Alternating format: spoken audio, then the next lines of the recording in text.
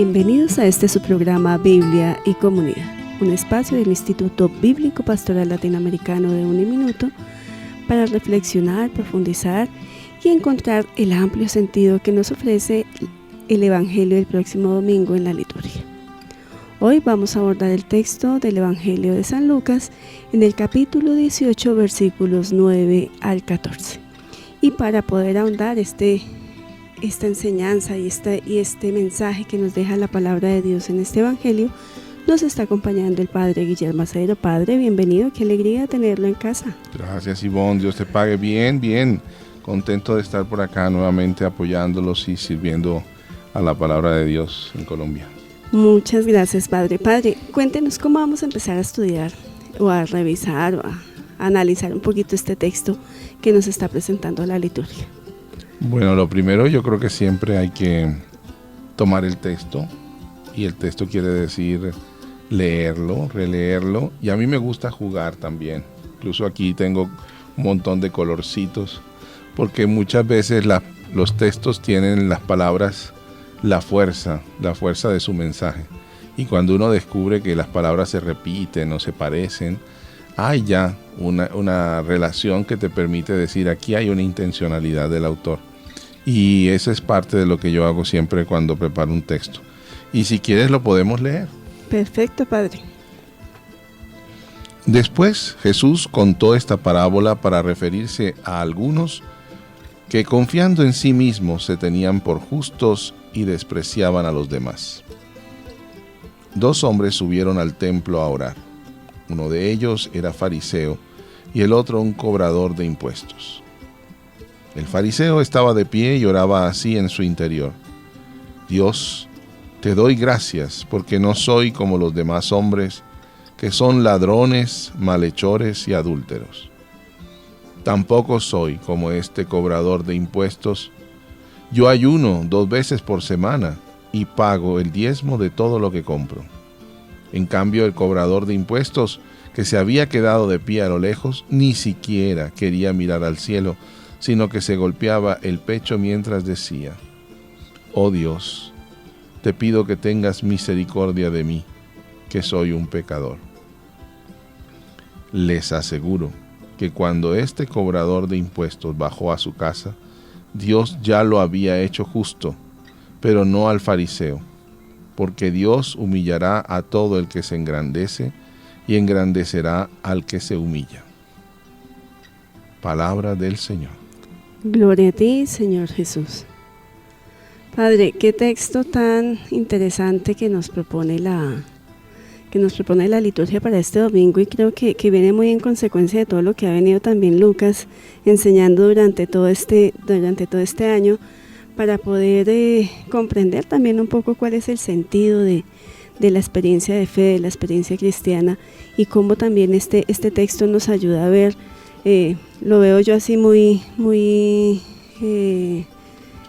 digamos a vuelo de pájaro, como esa soberbia que a veces nosotros como creyentes tenemos en el ejercicio de sentirnos buenos, ¿no? Como yo creo, yo soy bueno. Yo creo que Lucas tiene pues unas intuiciones que hacen de su evangelio toda una escuela particular, ¿no? Es como cuando uno entra a un lugar y sabe que hay un maestro o una maestra que tiene un estilo de formar unos contenidos. Así es Lucas, nos presenta la buena nueva de Jesucristo con unos acentos particulares. Y de hecho llevamos ya casi 10 capítulos de estar viviendo el camino, ¿no? El camino de Galilea a Jerusalén. Por allá en el capítulo 9 inició ese camino. Y decía Jesús justamente que había tomado la firme decisión de ir a Jerusalén. Eso fue justo después de la transfiguración. Y camina en medio de los samaritanos. Si te recuerdas, es el primer encuentro en el camino, bajando, saliendo de Jerusalén, perdón, de Galilea. El primer encuentro es con samaritanos y no lo reciben. Entonces ya desde el inicio se percibe que va a ser un itinerario formativo marcado también entre el rechazo, entre la confrontación y muchos aspectos que diríamos tienen que ver con que el discipulado es una experiencia de vivir encarnados en la experiencia misma de Jesús sin triunfalismos y con la total docilidad a la acción del Espíritu que se manifiesta en esas realidades que van aconteciendo. Y bueno, estamos ya terminando ese camino y también estamos terminando ya el ciclo litúrgico del tiempo ordinario. Estamos concluyendo casi este año litúrgico. Dentro de unos 3, 4 domingos ya estaremos celebrando Cristo Rey, y por eso también estas parábolas de alguna manera están preparando el ingreso de Jesús a Jerusalén, están ayudándonos a concluir este camino y nos están disponiendo a iniciar una nueva etapa. Entonces yo diría, sí, hay unos acentos especiales y de confrontación entre personajes.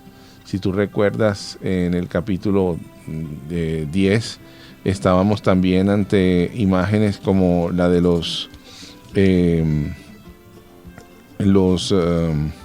el samaritano, ¿no? Aquel hombre destruido acabado por los atragantes o los salteadores, y que encuentra ayuda no en los levitas, sino en un samaritano. Y así vamos viendo siempre esos personajes confrontados. Y aquí vamos a ver cómo al final de este camino también vemos esos personajes. Los levitas, o el levita, el sacerdote, son reemplazados aquí por la imagen de este hombre fariseo. Y el samaritano es reemplazado por la imagen de este publicano, pecador. Sus actitudes son las que determinan de alguna manera la fuerza del mensaje.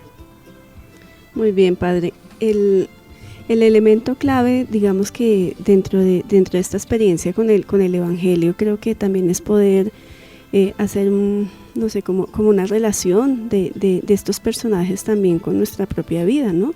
Que nos permiten a nosotros también descubrir esa centralidad de la fe nuestra, que nos permiten también descubrir esas actitudes que pueden ir a favor del otro, que pueden ir también como en contra a partir de, digamos, como de un egocentrismo que a veces vemos como que es importante mi relación con Dios, pero no es importante mi relación con el otro. Y creo que estos elementos en digamos que en esta dinámica también cultural que vivimos, y en este mundo como tan individualista, pues nos llama la atención fuertemente a todos nosotros los creyentes, porque nos está también ayudando a cambiar el horizonte de la mirada que el mundo, por la que el mundo más bien nos está llevando. Sí, de hecho, Ivonne, yo creo que lo primero que hay que destacar siempre en el lenguaje de las parábolas, y específicamente en la forma como Jesús se expresa en los evangelios, es que él se refiere al campo de las actitudes, y las actitudes trascienden el tiempo y el espacio. Entonces hay muchas historias de estas de tipo sapiencial que nos ayudan a todos a confrontarnos en cualquier momento de nuestra vida y en cualquier lugar, en cualquier época. Y de hecho, cuando uno se fija en los personajes, uno se fija en qué es lo que dicen y cómo lo dicen, cuáles son los gestos. Allí es donde yo creo que tienes justamente no solo razón, sino es justamente la clave para interpretar este texto, ¿no? Fijarnos muy bien en los personajes y cómo interactúan con Dios. De hecho, hay una cosa que me llamó mucho la atención cuando la estaba preparando, y era, bueno, algunos creen que estar de pie orando ya es un signo de arrogancia. No necesariamente, es la forma típica de orar de los judíos. Pero lo que no está bien es que este fariseo esté orando en acción de gracias por lo que él es, o sea, es autorreferencial, como dice el Papa Francisco y nos ha recordado desde que empezó su ministerio romano. Es decir, es una persona que en el fondo no se dirige a Dios, sino que termina refiriéndose a sí mismo, ¿ya? Yo no soy como los demás, ¿ya? Y los demás son malos, yo soy el único bueno, prácticamente. Los demás hombres, las demás personas son ladrones, injustos, adúlteros. E incluso prácticamente voltea la mirada y ve al publicano y lo desprecia, ni tampoco como ese publicano. Evidentemente que cuando tú te expresas así ante Dios, primero estás traicionando la esencia misma, de la oración, que es dar gracias a Dios por lo que Él hace por ti. No es lo que tú eres, sino lo que Dios es y ha hecho por ti.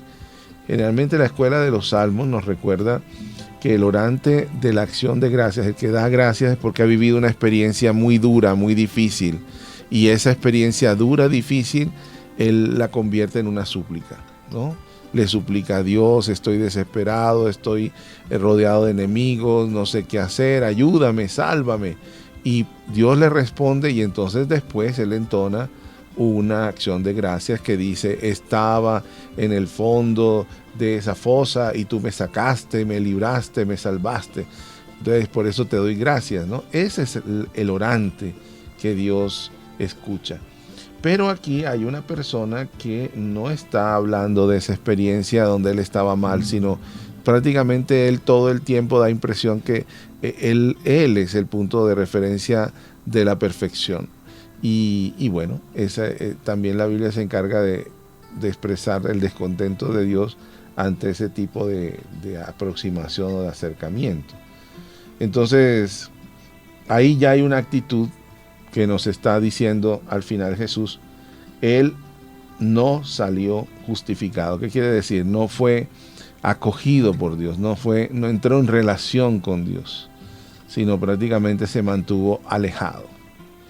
Y la actitud de ese hombre publicano, que vale la pena decir alguna palabrita, porque pues sí sabemos aparentemente muchas cosas de estos personajes, pero no siempre las apreciamos. El primero se esfuerza por ser una buena persona, por ser un buen creyente, por vivir y cumplir la ley siempre. El segundo no le interesa realmente ni el cumplimiento de la ley. Está quizás obsesionado, desesperado por ganar dinero.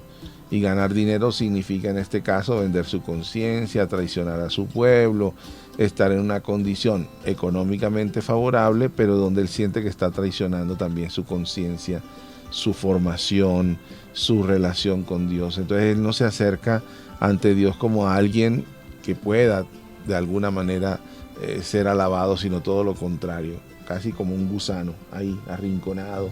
Y esa sí imagen de la actitud entra en contraste, ¿no?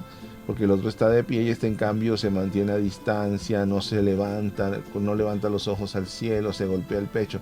Casi lo podemos imaginar en un rinconcito por allá acurrucado, ¿no?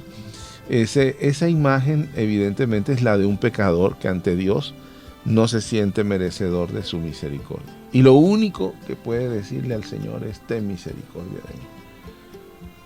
Esa es la escuela.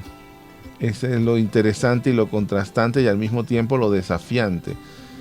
El levita, el sacerdote, no hicieron nada por ese hombre que seguramente era de la familia, seguramente venía de Jerusalén de dar el culto. No cumplieron la ley de ayudar a uno de sus connacionales, de sus correligionarios.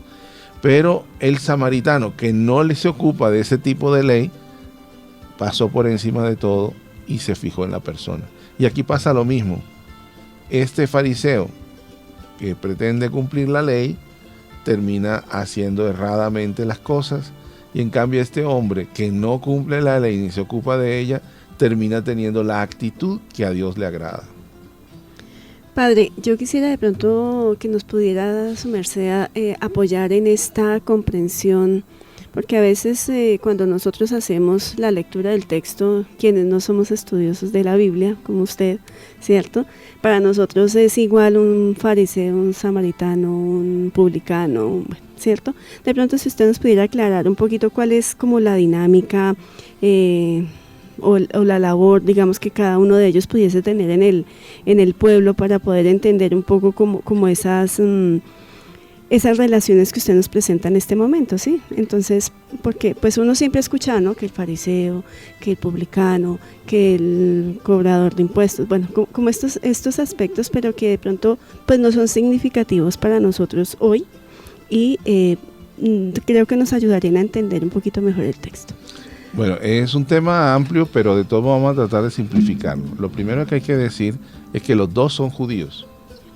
¿Sí? Los dos son judíos, seguramente que vienen los dos de una formación básica judía, de una familia judía que guarda sus tradiciones, y los dos tomaron una decisión en un momento determinado.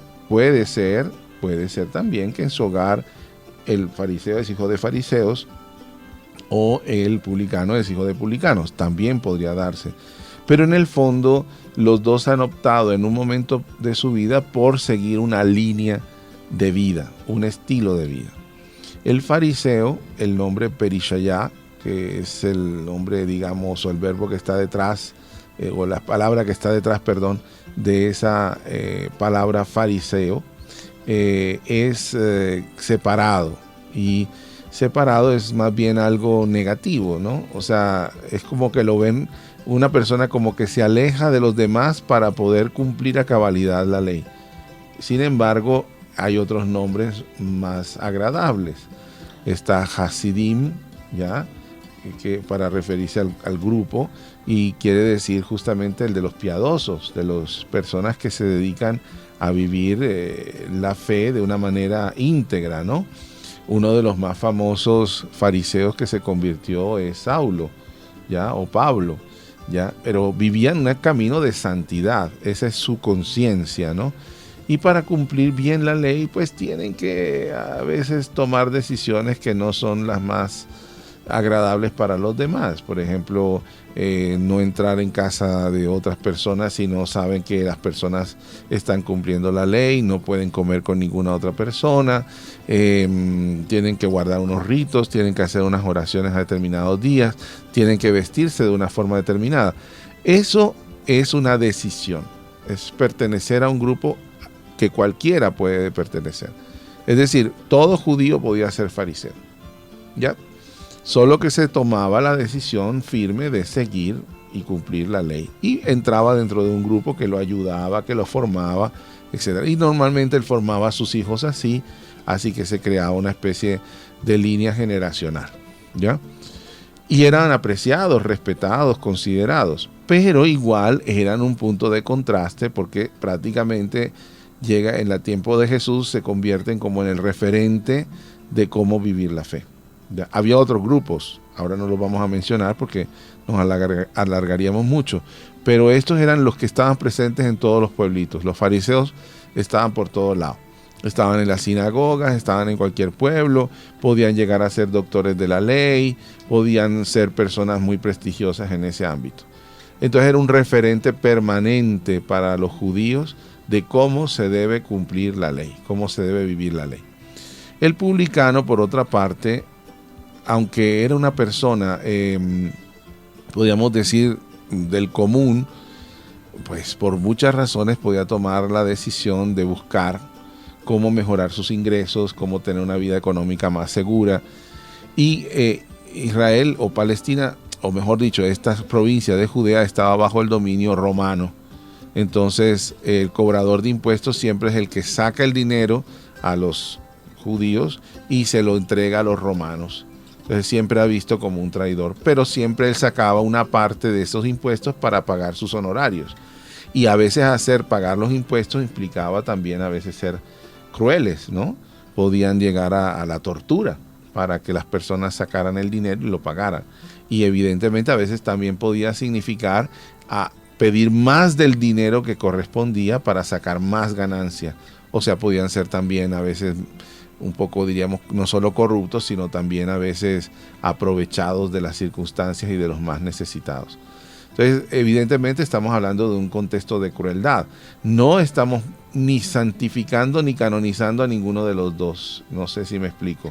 O sea, ni el publicano es el modelo de vida para seguir, ni el fariseo tampoco. Pero sus actitudes son las que determinan, en el fondo, cómo se puede apreciar. Jesús está rompiendo drásticamente una especie de separación, una especie de primera imagen, de paradigma, ¿no?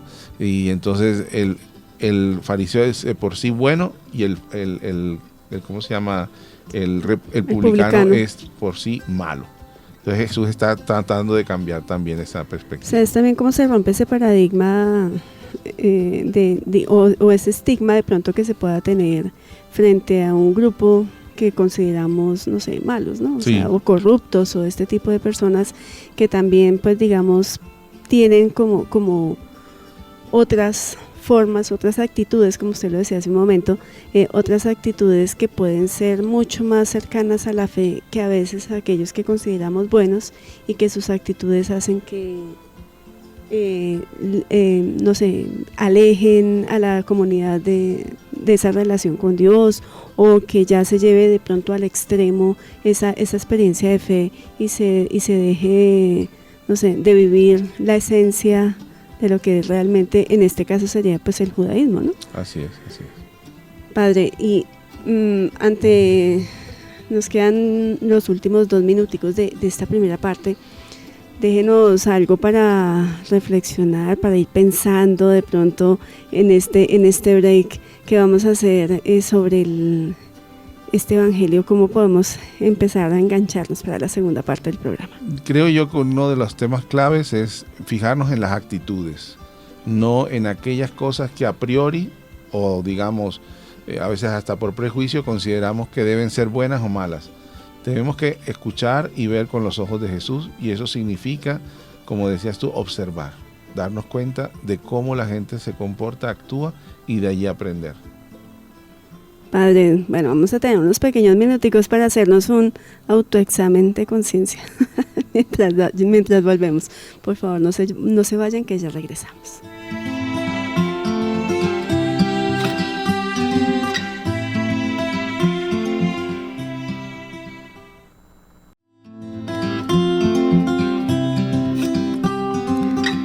Y de regreso a su programa Biblia y Comunidad, estamos hoy, como todos los viernes, ahondando y profundizando el mensaje que nos propone la liturgia para el Evangelio del próximo domingo, que lo encontramos en el Evangelio de Lucas, capítulo 18, versículos 9 al 14. En la primera parte del programa veíamos, o el Padre nos ayudaba un poco a encontrar esa particularidad que tiene el evangelista Lucas, justamente en esta, digamos, como en esta escuela de enseñanza que nos presenta justamente esta enseñanza o esta buena nueva de Jesucristo con unos acentos muy particulares. Nos ubica también que este texto hace parte de esa gran parte del Evangelio donde Jesús inicia el camino hacia Jerusalén, que justamente inició en el capítulo 9, y cómo desde el inicio justamente de este itinerario que hace Jesucristo ya se nos muestra un itinerario bastante hostil, donde se van a encontrar varias dificultades, y también nos mostraba o nos dejaba ver cómo el discipulado pues es una experiencia muy particular que exige justamente del discípulo unas actitudes muy claves que nos permiten también reflexionar en el tiempo cómo la condición humana pues permanece también como ciertas actitudes que nosotros como creyentes hoy tenemos que revisar y estar muy atentos en ese ejercicio de creer y de centrar nuestra fe en Jesucristo. Mirábamos hoy también cómo estos dos personajes que nos presenta la parábola, justamente el fariseo y el publicano, nos hacía ver el Padre que la actitud del fariseo de estar orando en pie no es una actitud de soberbia como de pronto a veces se interpreta, sino es más bien la autorreferenciación en la oración que hace el fariseo, que se muestra como punto de referencia de perfección y no da gracias a Dios por todo aquello que Él le ha dado, sino que da gracias por ser Él como es Él, y justamente nos evocaba un poco como esta experiencia de oración de los Salmos, donde se hace acción de gracias a Dios porque Dios ha ayudado a este que está en problemas, o a este que sufre, o a este que es pecador. Y mirábamos también cómo es importante dentro de la oración no mirarnos más bien a nosotros mismos, sino realmente dar gracias a Dios por todo aquello que Dios hace por nosotros. Y mirábamos que dentro de esa actitud que tuvo el fariseo, Dios pues no lo justifica, no lo mantiene, digamos, como alejado dentro de esa experiencia misma de ser su hijo. Y también nos presentaba esta figura del publicano, que si bien es una figura pues bastante negativa dentro del pueblo judío, y ya que su interés justamente por ser un cobrador de impuestos es ganar ese dinero, y la actitud que él tiene de no sentirse digno ante Dios es lo que lo hace ver como esa persona que está arrepentida, esa persona que no se siente con la transparencia y la claridad de estar delante de Dios. Y es ahí como estos dos personajes centran un poco esa mirada, digamos, como de romper el paradigma, como nos decía el padre al final de la primera parte, frente a esas formas como nosotros vemos a ciertos grupos, a ciertas personas, y a veces hasta nosotros mismos, frente a la actitud y frente a la vida de oración y de fe que podemos llevar. Padre, no sé si me comí la mitad de todo lo que hablamos la primera parte, pero bueno, ¿cómo vamos a continuar para seguir ahondando en este hermoso evangelio que nos presenta la liturgia? Gracias por la síntesis, siempre nos ayuda a mantener muy a tono, digamos, el camino de este ejercicio que significa escudriñar la palabra y dejar que el mensaje brote, ¿no? Entonces, hay un elemento que yo quisiera señalar, y es recordar que Lucas tiene dos características que me parecen importantes en este momento. Lucas, o la tradición de Lucas, es heredera de Pablo, ¿no? Entonces, los escritos de Pablo a veces resuenan mucho en el Evangelio de Lucas. Pero además, también esa intencionalidad de proponer el Evangelio a comunidades de mayoría pagana.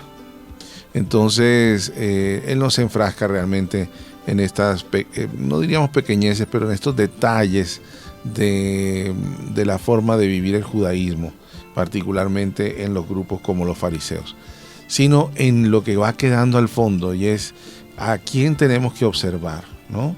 Y hay veces, es lo que está haciendo Lucas, hay que abrir la puerta y hasta las ventanas para observar. Y eso significa observemos a todos y observemos también a aquellos que con sus actitudes están mostrando cómo es que funciona el reino de Dios. Entonces Jesús usa el tema del samaritano, usa ahora el tema del publicano, pero también en capítulos anteriores, por ejemplo, aparece aquella imagen un poco contradictoria del administrador, que lo llaman injusto, inicuo, pero al final no es que sea injusto, inicuo, sino que termina siendo misericordia con los que tienen deudas con su patrón, ya para ganar la gracia de ellos. Y Jesús pone ese modelo, ¿no? Y después más adelante también el modelo aquel de los 10 leprosos, y el único que vuelve es un samaritano.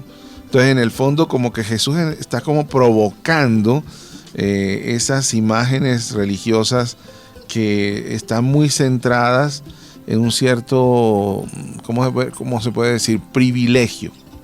Los fariseos tenían un poco eso, ¿no? La oración típica de todas las mañanas, que ha sido heredada de allí, del fariseísmo, dice más o menos así. La primera dice, y la voy a leer en hebreo la primera: Baruch atah Adonai Eloheinu melech haolam sheloh asani goi. Es decir, bendito eres tú, Señor, nuestro Dios, Rey del universo, que no me has hecho pagano. Goy es el que no es judío. Nosotros somos goyim, somos paganos. Entonces, no me has hecho pagano. Después dice, bendito eres tú, Señor, nuestro Dios, Rey del universo, que no me has hecho esclavo. Y lamentablemente, te lo tengo que decir, también lo dicen en las mañanas, todas las mañanas, que no me has hecho mujer. Eso lo dice el varón. Y la mujer va a decir que me has hecho según tu voluntad. Entonces, cuando tú repites eso todos los días, tú vives en el campo del privilegio, ¿ya? Del privilegio. No me has hecho como este, no me has hecho como el otro. O sea, todos estos están condenados o son menores, y yo en cambio soy tu hijo amado, preferido. Entonces, cuando tú vives en ese campo, evidentemente vas desarrollando también esa especie de arrogancia, ¿no? O de club, de sentido de club. Tienes que pertenecer a nuestro club y tienes que ser una persona que vas a experimentar un privilegio. Eso es lo que está combatiendo Lucas, o Jesús en Lucas está combatiendo justamente eso. Entonces la imagen que toma es la más abyecta, aquella que resulta realmente fastidiosa para una persona así. Y es la imagen de las actitudes. Es casi una nueva ética a partir de actitudes. Son las actitudes las que van determinando lo profundo de la fe. Es casi como retomando lo que dice Gálatas capítulo 3 versículos 26 al 29. Por la fe en Cristo Jesús todos ustedes son hijos de Dios. Eso es lo importante, lo esencial. Y han sido bautizados consagrándose a Cristo, se han revestido de Cristo y ya son una nueva criatura. Ese es el punto de partida. ¿Quiénes? Todos.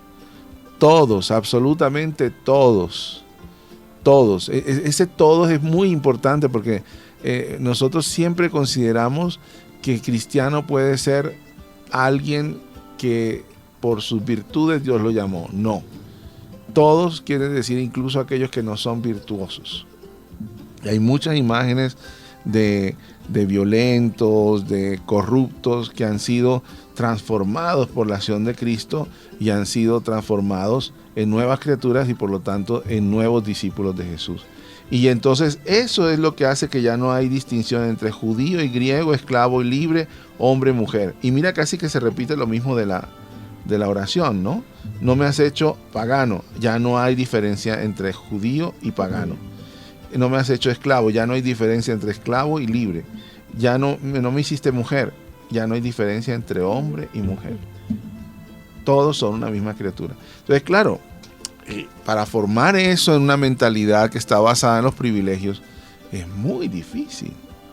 Muy difícil. Entonces, las imágenes que Jesús propone en Lucas son para desmontar eso y para hacer crecer esa otra perspectiva. Primero, más incluyente. O sea, que los paganos sientan que realmente tienen la oportunidad de vivir la fe cristiana, vivir el reino de Dios. Y segundo, también decir atención con esos modelos de fe o de religiosidad que cierran puertas y exaltan o se vuelven, como ya dijimos, autorreferenciales. Y me hace recordar un poco todo lo que ha significado el pontificado del Papa Francisco, que pues ha sido muy acogido, pero también ha sido muy criticado. Por ejemplo, una de las imágenes iniciales, puertas abiertas de las iglesias. Una iglesia de puertas abiertas, una iglesia en salida. Evidentemente que esto supone una serie de preocupaciones de tipo logístico y práctico, ¿ya? Es verdad, no lo vamos a negar. Pero también es verdad que esto es un gesto de apertura que vuelve a tener el sabor de estas parábolas. ¿Cuál es la iglesia de Cristo? La que está justamente abierta a todos los seres humanos, no solo los que vienen a misa, ¿ya? Y segundo, que sale a buscar, ¿ya? Incluso el Papa dice una imagen que a mí se me quedó, y es el pastor sale a buscar una oveja que se le perdió y deja las 99. Y dicen, hace tiempo que eso cambió. Ahora hay una sola ovejita dentro de la iglesia y las 99 se perdieron. Y uno se queda con la ovejita que se quedó y dice haciéndole rulitos, ¿no? Me dio mucha risa cuando lo escuché. Y las otras 99 están afuera. Entonces, claro, la idea es romper ciertos esquemas que impiden realmente que el reino siga creciendo, ¿ya? Cuando tú pones murallas, cuando tú pones una serie de cosas que hablan de tu privilegio y donde tú te sientes bien, tú estás rompiendo también esa comunicabilidad del reino. Estás creando barreras, estás impidiendo que el reino penetre absolutamente todo. Y eso es lo que dice también el mismo Papa Francisco. Construyamos puentes, no muros. Es decir, creamos una cultura del encuentro. Para que haya una cultura del encuentro, una fraternidad universal, es necesario que aprendamos a ver como modelos de vida todas las actitudes de aquellos que incluso no hacen parte de nuestro grupo. Y eso cuesta, padre, claro, cuesta muchísimo. Cuesta, porque sí. también escuchándolo un poco, padre, digamos que le han hecho tanto énfasis también, digamos, las personas que escriben sobre el pontificado del Papa y resaltan justamente esa iglesia en salida, que a veces nosotros la entendemos como ir a hacer misión, ¿no? O sea, como ir a un lugar y por un tiempo y como llevar algo o anunciar el evangelio o hacer un tipo de actividades, pero como que no se ve la dimensión tan grande que tiene realmente esa expresión de una iglesia en salida. O sea, es una iglesia que rompe paradigmas, de pronto evangelizadores en los que viene montada, una iglesia también que es capaz de encontrar esos signos de los tiempos en diferentes culturas, en diferentes formas también de comprender la espiritualidad,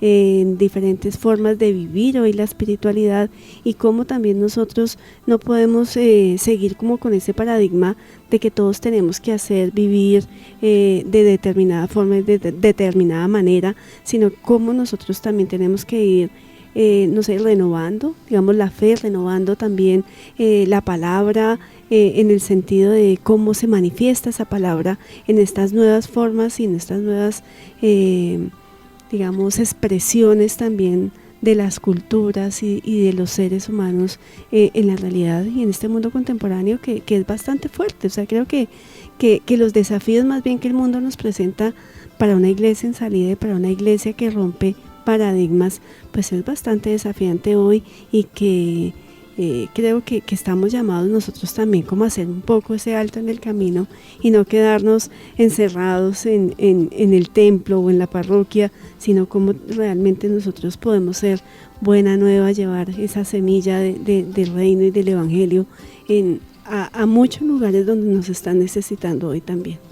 De hecho, hoy día una de las concepciones de la parroquia es como un centro, y los centros pues están llamados no a encerrar, sino también a abrirse, ¿no? Es lo que llamaríamos una acción centrífuga, salen del centro y se van a las periferias, a los extremos, pero también tiene una acción centrífuga, te invita a llevar al centro. Ahora, el centro, nos recuerda el Papa Francisco, está Cristo. Entonces, Cristo es el punto de encuentro de todos. Cuando salimos de Cristo hacia los confines, pero también llevamos a todos a Cristo. Esa es una de las funciones de un centro de evangelización, como son las parroquias, pero no solo las parroquias, las capellanías, los centros a veces de atención social, muchas obras de la iglesia están en esa misma tónica. Lo que resulta un poco desafiante es que a veces no siempre los centros coinciden con nuestros centros. Uh-huh. Entonces entra en conflicto con otra imagen, que es ¿cuál es? ¿Dónde está el centro, que es Cristo? Y si el centro, que es Cristo, está en la persona del pobre, del abandonado, del que sufre, entonces la parroquia como construcción no es el centro, es donde está el que sufre. Y entonces tú dices, ¿dónde está? En la calle, en los hospitales, las cárceles. Las cárceles, pero por eso es que hay un movimiento de salida, pero al mismo tiempo de puertas abiertas, porque también donde termina llegando el pobre a pedir o a buscar ayuda o refugio, en la iglesia.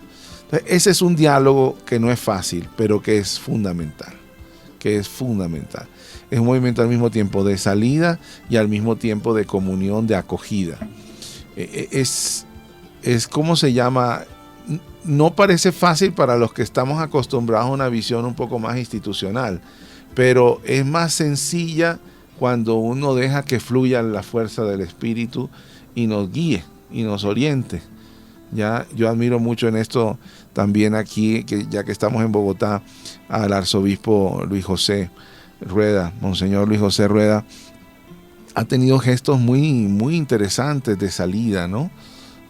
Tú lo ves digamos, una de esas expresiones ha sido ir a las calles, a acompañar o llevar un gesto de solidaridad a habitantes de calle.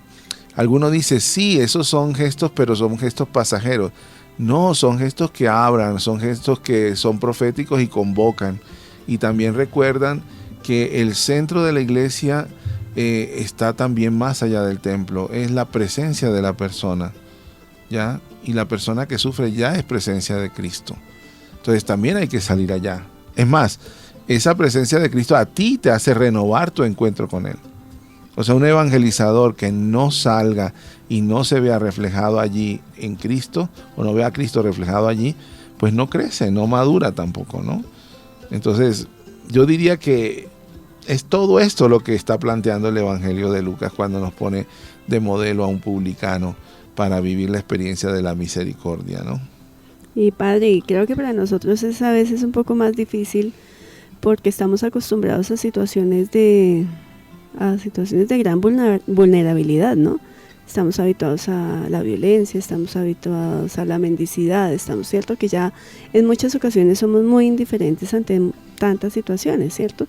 Y creo que esto que usted nos propone hoy, padre, y que pues obviamente a partir de este texto del Evangelio de Lucas que nos propone un publicano, una persona que, digámoslo, que está arrepentida, ¿cierto? Que no se siente digna ante Dios, es también ver cómo Dios se manifiesta con nosotros de múltiples formas y también de hacernos reconocer realmente en plenitud toda nuestra condición humana, ¿no? Que no somos ni perfectos, de pronto como lo pongo así como en dos polos, ¿cierto?